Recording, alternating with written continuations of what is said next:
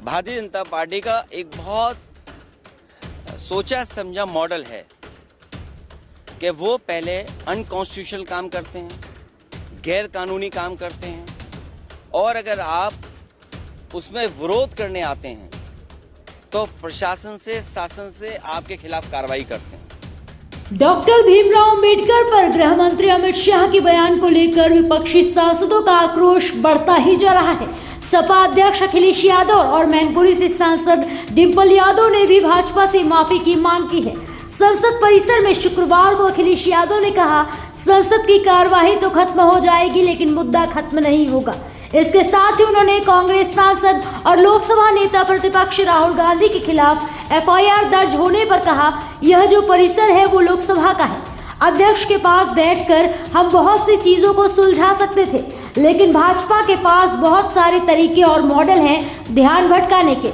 इसके साथ ही उन्होंने और क्या कुछ कहा, सुनिए।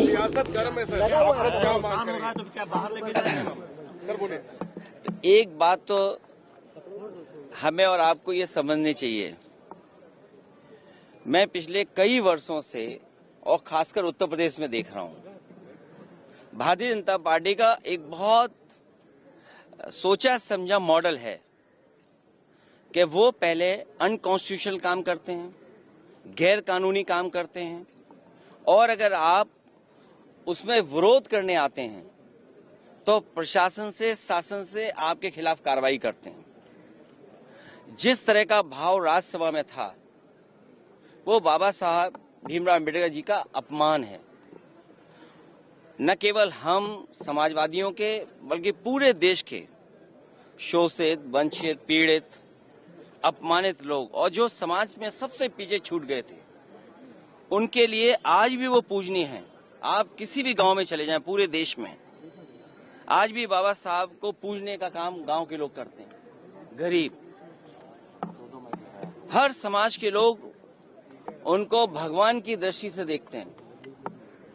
तो इस तरह की भाषा का इस्तेमाल करना न केवल निंदनीय है बल्कि शब्दों को वापस लें और माफी मांगने की जो विपक्ष की बात है उसको मानना चाहिए सरकार को। और सच्चाई तो ये है कि जो व्यक्ति माफी मांग लेता है वो बड़ा होता है। माफी मांगने वाला व्यक्ति हमेशा बड़ा होता है।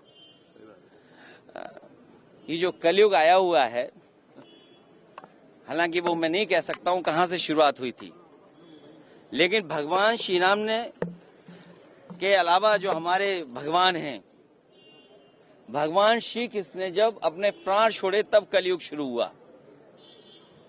आखिरी शब्द भी यही थे जब उनको तीर लगा कि डेस्टिनी थी, ये माफ कहना चाहिए, भूल जाना चाहिए इस चीज को। तो कम से कम सरकार को जिनकी भाषा से, व्यवहार से पूरे देश का सेंटिमेंट बाबा साहब भीमराव अम्बेडकर जी के लिए जो अपमान की तरह भाषा इस्तेमाल हुई, उस पर माफी मांगनी चाहिए और शब्द वापस अपने लेने चाहिए। राहुल गांधी पर एफआईआर हुई है। देखिए, ये हालांकि मेरी स्पीकर साहब से बात नहीं हुई और दूसरे पॉलिटिकल लीडर से बात नहीं हुई, लेकिन ये लोकसभा का परिसर है, इसमें सबसे ज्यादा सुप्रीम अगर कोई है तो स्पीकर साहब हैं। अब सोचिए आप, बीजेपी के लोग तो स्पीकर के साहब के ऊपर भी चले गए। हालांकि मेरी किसी पॉलिटिकल पार्टी से बात नहीं हुई, लेकिन ये जो परिसर है वो लोकसभा का है, तो स्पीकर साहब के पास हम बैठ करके बहुत सारी चीजों को सुलझा सकते थे। लेकिन मैंने जो बात शुरू में कही, भारतीय जनता पार्टी के पास तरीके हैं, उनके पास मॉडल हैं, अंडरग्राउंड पॉलिटिकल उनके पास राय मशवरा आता है।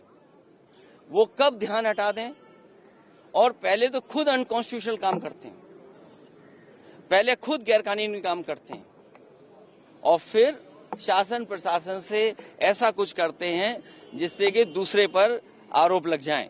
और मैं तो फरक्काबाद के सांसद जी को देख रहा था, वो सर्टिफिकेट वाले सांसद हैं। अगर उनको इलाज, दवाई की जरूरत हो तो उनके लिए सलाह यही है कि हम फरक्काबाद से डॉक्टर बुला करके फ्री इलाज करा सकते हैं उनका।